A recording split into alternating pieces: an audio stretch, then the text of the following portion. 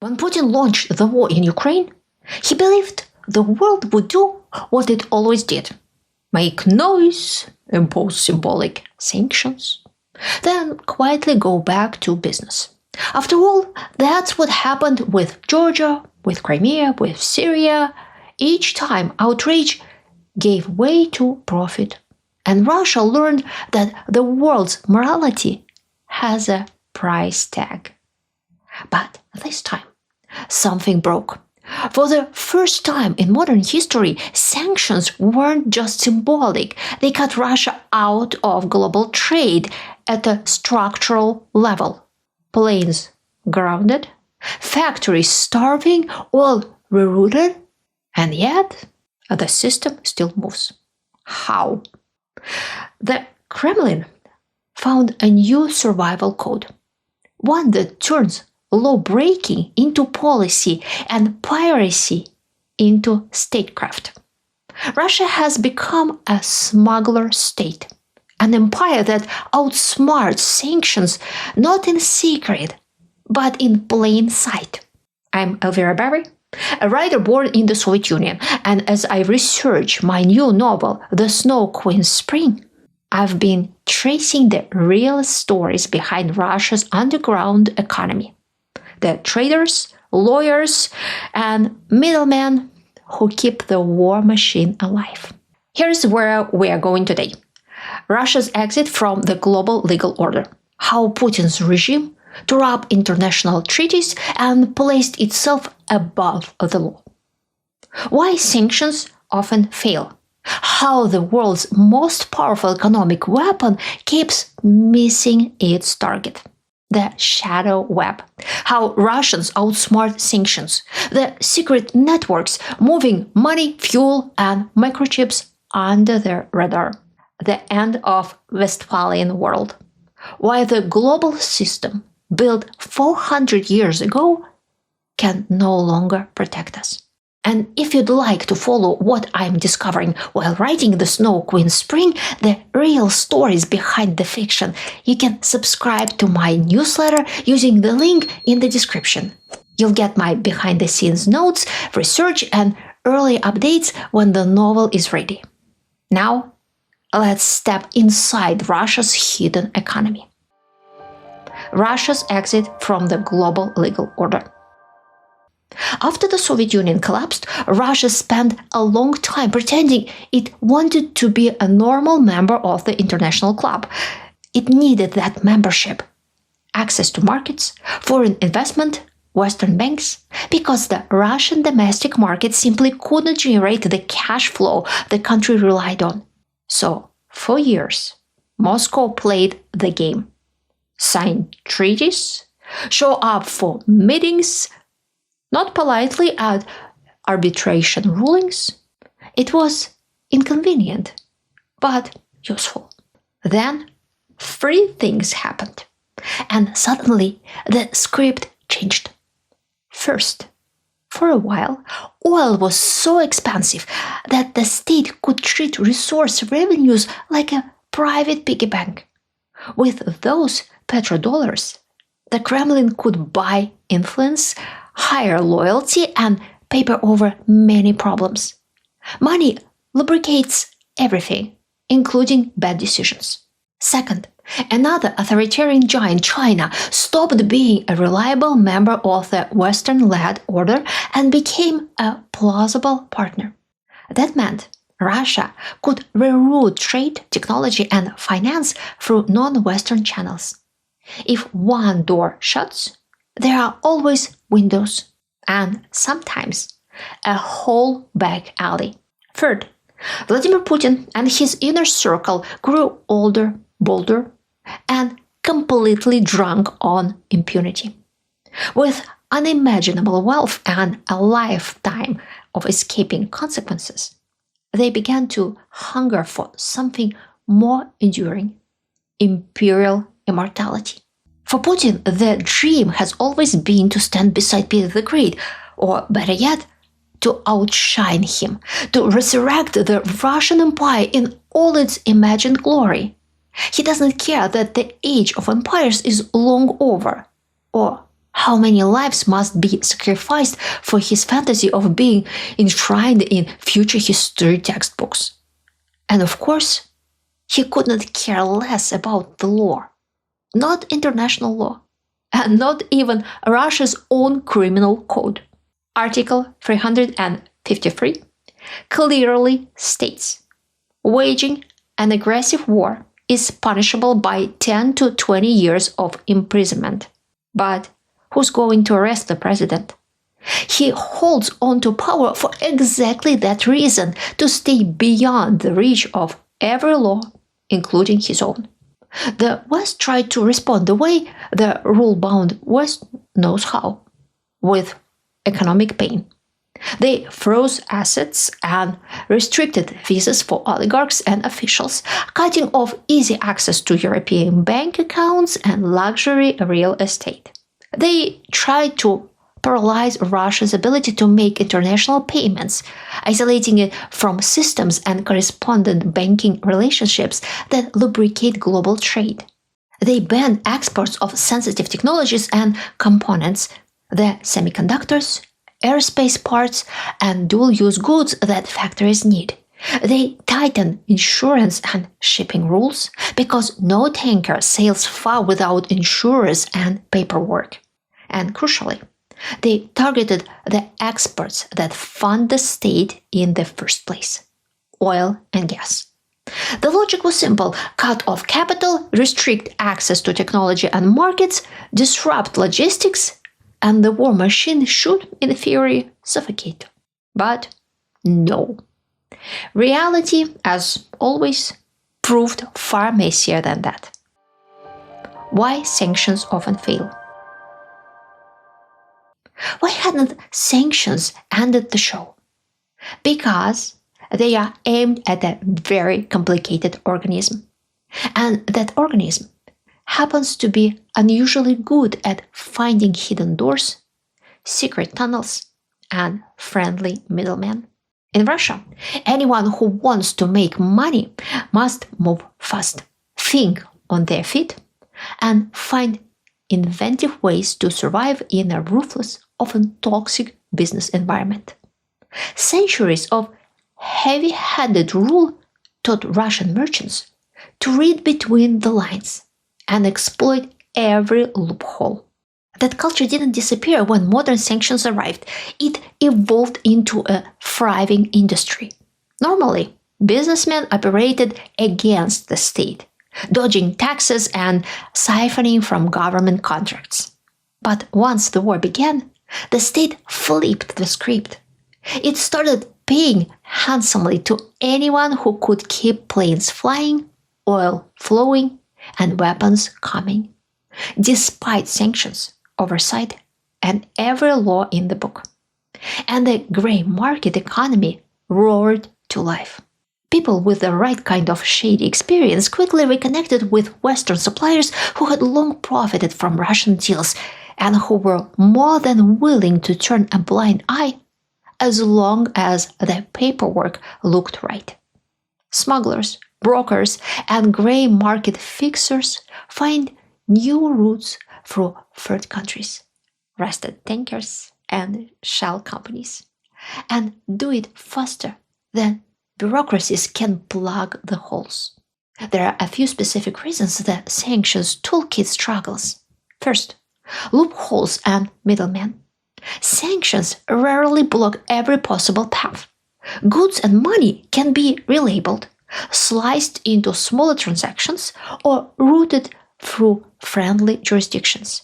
Think of a sanctioned microchip sold to a shell company in country A, repackaged as an industrial equipment in country B, then shipped to an intermediary in country C.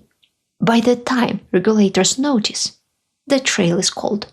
Second, alternative partners and substitute markets.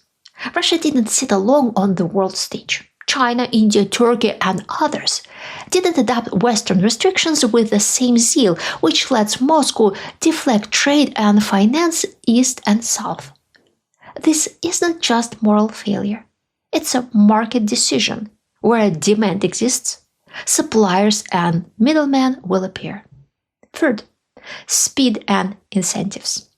Private entrepreneurs and small firms are nimble. State organs are not.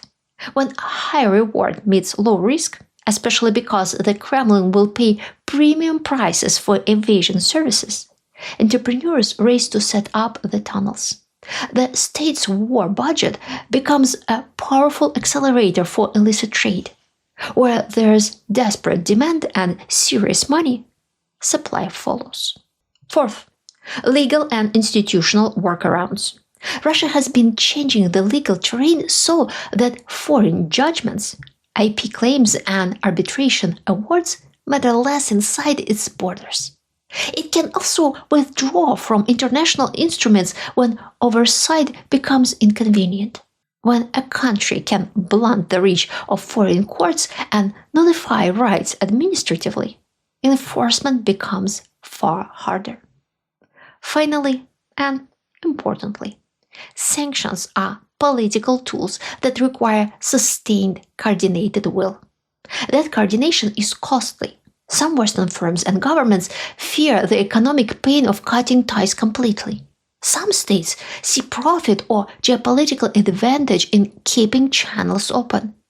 And some powerful actors simply prefer to profit from the chaos, whether by selling sanctioned components, providing shipping and insurance, or trading political influence for commercial benefit. How Russians outsmart sanctions. Russian entrepreneurs have become artists at evasion. From small traders bringing sanctioned goods across the Kyrgyz border to the most gilded oligarchs. The trick is less about magic and more about long practice. When the state is both predator and patron, merchants learn to fly low and move fast.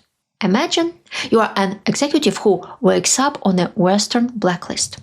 Overnight, your accounts vanish from view, your visas evaporate, and the family trusts in London are frozen.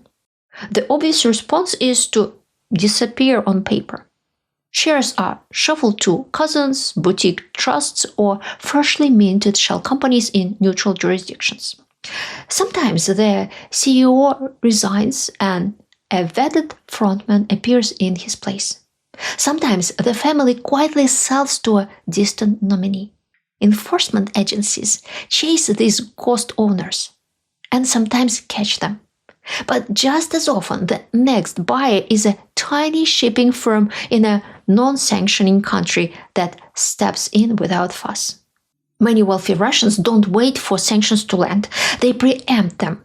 They split their businesses into domestic and foreign halves, handing the local part to loyal managers while they take charge of the overseas arm.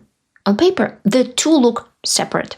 In reality, they are one organism with the same people quietly pulling the strings. Many also hold foreign passports or residency. UK, Portugal, Cyprus. But the real relocation capital for today's exit is Dubai. Cheap residency, warm beaches, and a very accommodating inbox. Followers of Russia's Instagram beauties, many funded by their oligarch patrons, now see far more selfies framed by the glass towers of Dubai than by Moscow's grey skyline. Families move first, mistresses soon after. Since the war began, roughly 1 million Russians with money, language skills, or in-demand jobs have left. They bring skills, networks, and the ability to build a parallel economy abroad. A Russian-speaking ecosystem that trades, hires, and routes payments in ways that ignore official borders. Many continue to work for Russian companies remotely.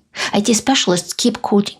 Their salaries are credited in rubles to Russian accounts and then exchanged informally through compatriots who need to get cash back home. A private FX market operated out of messaging apps. There are firms that will, for a small commission, convert rubles into dollars and deliver them to you in California. There are services that courier parcels, cats, notarized documents, and even help sell your apartment, all built to bridge the legal gulf. How do sanctioned goods keep flowing into Russia? Through elaborate barter-style chains that would make even seasoned smugglers blush. Take, for instance, a company working for the state that needs a batch of specialized lubricants from Germany. It won't buy them directly. That would be too obvious. Instead, it uses a partner company in Lithuania. The Germans are happy to sell to the Lithuanians, but they need to be paid. The payment comes from Brazil, where another Russian firm just sold fertilizer. Inside Russia, the fertilizer producers are reimbursed in rubles, using funds quietly allocated from the federal budget to facilitate the entire scheme. In many cases, the money never actually crosses a border. It's swapped for other goods, converted into gold or diamonds, or moved through cryptocurrency. In Russian business slang, the big crypto dealers even earned a nickname, crypto sheikhs. A surprising number of sanctioned items, including microchips for missiles, are smuggled in the simplest way imaginable, in bags. Airline pilots on international routes or sea captains returning from abroad often carry them in small batches. Former Soviet republics have become major transshipment hubs, and customs officers along Central Asian borders are famously flexible. A little gratitude usually gets the job done. The real headache comes with equipment that can't be disguised. Single, high-value machines with serial numbers that manufacturers track, like aircraft engines or refinery parts destroyed by Ukrainian drones. But even here, the Russians find a way. A jet engine, for example, might be officially sold to an African country. Then, something happens to it. A fire, a flood, a rebellion. And it quietly makes its way to Russia, reclassified as machinery for a green mill. And oil, the big beating heart of the system, has its own theater of deception. Price caps and insurance bans were supposed to suffocate Russian exports. Yet the Kremlin built an entire shadow fleet of aging tankers, many bought through Greek intermediaries. These ships constantly change names and flags, perform ship-to-ship transfers in open waters, and sometimes simply vanish from radar by spoofing or turning off their AIS transponders. The oil is sold at steep discounts, but even at a fraction of its value, it still funds the factories, the weapons, and the illusion of stability. It's tempting to romanticize all this, to see it as the perfect plot for a novel. And indeed, this murky, morally grey underworld is central to my upcoming book, The Snow Queen's Spring. But there's nothing glamorous about it. This is the economy of a pirate kingdom, where money flows like a river, participants routinely disappear, and everything depends on a single external source of funding that guarantees windfall profits. For now, that source is the Russian state budget, and it's already running dry. Economists say Russia is heading for stagnation, not collapse. But the truth is starker. The same forces that dragged its growth from plus 3% to zero have not gone anywhere. There's no reason to believe the decline will stop because the fundamental causes of the crisis are still firmly in place. The end of the Westphalian World. What we are witnessing today is not just another political conflict. It's a full-blown crisis of the international order. For almost 4 centuries, since 1648, the world has lived under what's known as the Westphalian system. It was born after Europe had torn itself apart in endless religious wars, when Catholics and Protestants alike believed it was their sacred duty to teach their neighbors the right way to worship God. The rulers who signed the Peace of Westphalia made a revolutionary deal. Each would be sovereign within their own borders, free to govern as they saw fit, and no one else would interfere. No intervention, no accountability. It worked for a while. But it was a world built on isolation. The Westphalian model assumed that countries were self-contained, that what happened inside one border stayed there. The only laws were treaties, broken as often as they were signed. And when rulers committed crimes, there was no one to judge them. The only punishment available was trade restrictions or war, which was itself a crime dressed up as justice. That fragile system somehow survived for centuries, but globalization destroyed it. Today, no country is an island. A cyber attack in one capital can paralyze hospitals on another continent. A factory explosion in one province can empty supermarket shelves across the world. Economies, data, and supply chains are shared. Yet laws, accountability, and justice remain national. And still, the world pretends the old rules apply. Autocrats insist on their sovereign right to do whatever they please inside their borders. They don't care if their economies collapse or their citizens die. They believe themselves chosen, men of destiny, whose plans matter more than human lives. And the truth is, the system lets them get away with it. There is no global court with real enforcement power, no mechanism that can drag a dictator before justice if his own state shields him. Putin has broken every treaty he ever signed, invaded a neighbor, flattened cities, deported children, and yet he enjoys full immunity. Because in our current system, tyranny is self-protected, and the world fears escalation more than it fears injustice. So here we are, a globalized, interconnected world, still governed by 400 years old principles. Our economies are global, our data networks are shared, but our laws are not. Every system that binds us, trade, finance, technology, runs on trust. And that trust can be violated with almost no consequence.